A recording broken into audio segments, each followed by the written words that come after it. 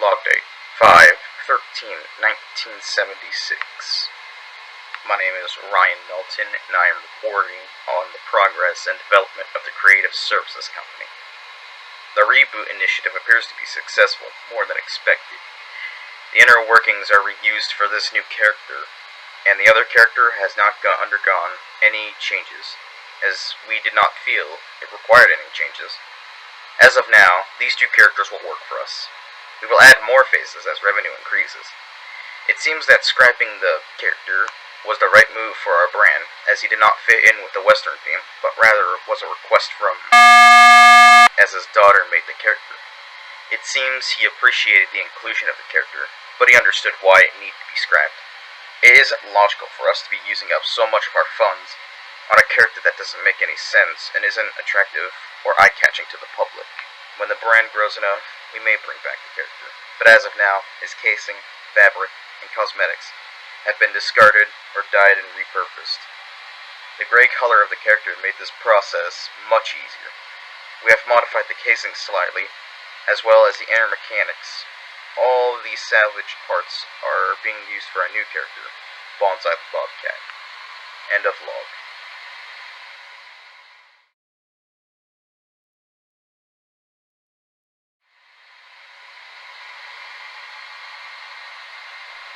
Log date 7th of February 1978.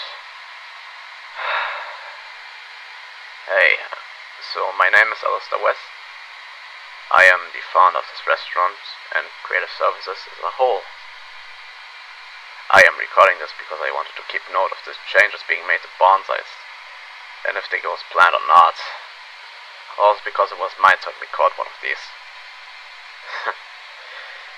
The reboot initiative back in '76 was a huge success, unlike anything the company has ever seen.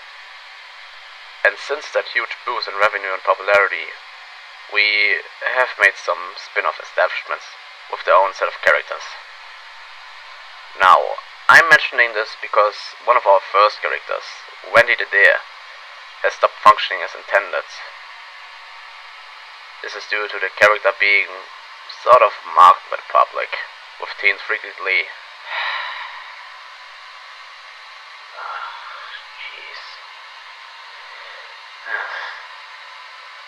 putting plastic water bottles, beer, and alcohol bottles, any kind of bottles, hats, coats, umbrellas, flags, animal tags that would typically be found on cattle, sale tags, Christmas tree decorations, missing posters or toilet paper suspended or wrapped around her antlers.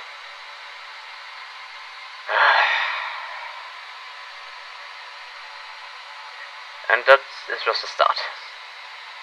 Frequently, several liquids will be poured either on her or her wiring, including barbecue sauce, water, beer,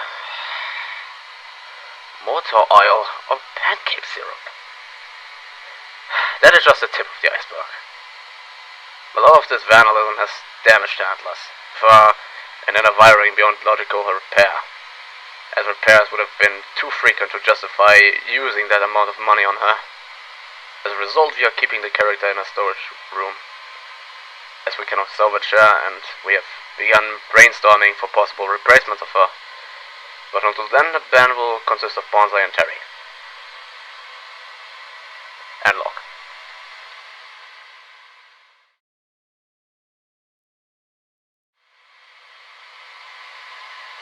My name is Harrison Moores, and I'm here to report on recent character additions to Buns Bun. We have added Lulu the Jackrabbit to the main stage in the middle on the right, to be specific. Replacing Wendy the Deer as the girl of the group, now Lulu was actually belonging to our Hoopsie Tootsie Fun World chain of places. She has been redesigned slightly, her mid-age design that were previously used. We have redesigned her to fit with the Buns Bun style, with wised up from the head shape and jaw movement, brightly colored chi, and accessories. There has been mostly positive reviews so far to this new edition, and so far it seems to be a success. It seems that she is a favorite, and revenue has gone up significantly. since her addition to the band, and we have designed her to prevent vandalism too, so that we will never have to replace her, like what we did with Wendy. Most of the companies agree that the current membership of the band shouldn't be changed, and that we should hold with the new additions, as the current members are doing more than enough for the profit of the company. Wise. In the future, we may bring back or add characters, but we don't see that happening in a while. Or we are currently focusing on our inner organs and character taken in better characters of machines, and making the movement seem more lifelike and creating a safe place for children and adults. The next move we are going to take is giving the animatronics a safety feature to prevent tragedies and replacing the current day and night workers. We are beginning to brainstorm and sketch our ideas for now how to do this. We are all have high hopes for the future and what's to come for the restaurant. And Lord.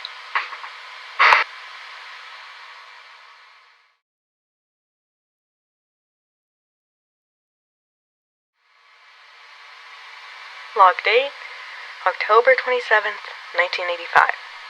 Hi, I am Ruby Settles and I work as a mechanical engineer for the Creative Services Company. I am here to document a recent remodel we made to one of our main animatronic characters. The character in question is Terry the Tortoise. We've basically remade him from the ground up. Wiring, AI, looks, everything. It's all new. Okay, by far the biggest change is that we unbolted him from the stage. Before he was pretty much limited to upper body movements because his feet were bolted to the ground, but now he can roam freely and talk to customers. With this redesign, he's not really technically an animatronic anymore. He's more considered an automatronic. We've also hooked him up to relatively rudimentary AI.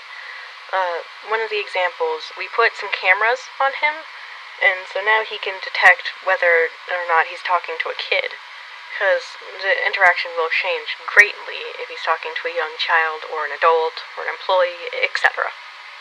Now, the AI and the facial recognition works wonderfully. We couldn't have expected it to work this good on first day, but there are some issues in other aspects, mainly his walking. He's very unsteady, and we don't really know why. We programmed a gyroscope into him to control his movements, but it might just be his body is so, I guess, wacky and unsteady. We can't keep him upright that well. He also seems to get lost a ton. He'll run into walls and constantly be grabbing at the nearest object as like a landmark. It's really freaky, and it's concerning, especially since this is supposed to be a child's establishment. We don't want to freak out anyone.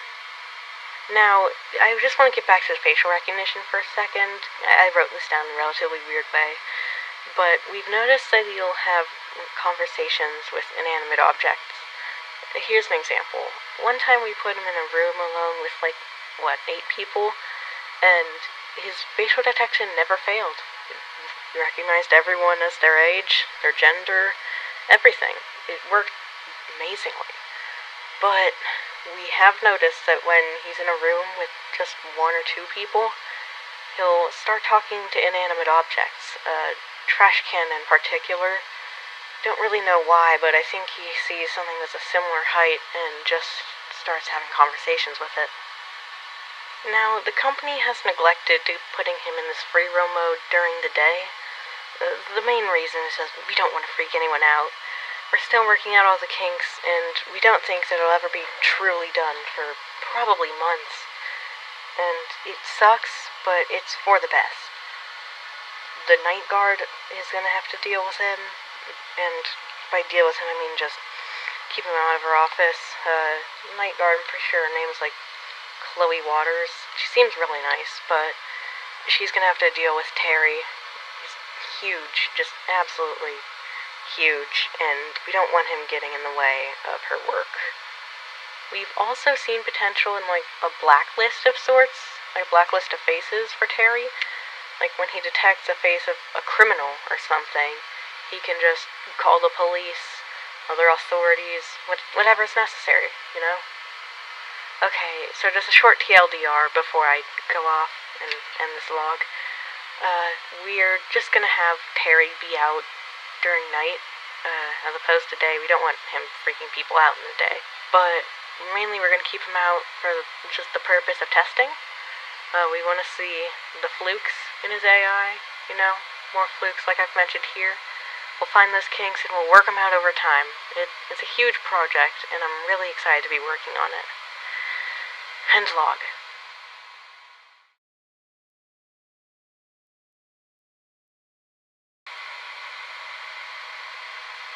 Date log, July 16th, 1996. It was around 2:25 p.m. on a Saturday. The location was Bonsai's Barbecue and Jamboree.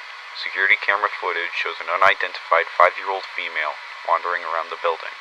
The child was seen entering a private storage area. She was then out of the camera's view for 15 minutes.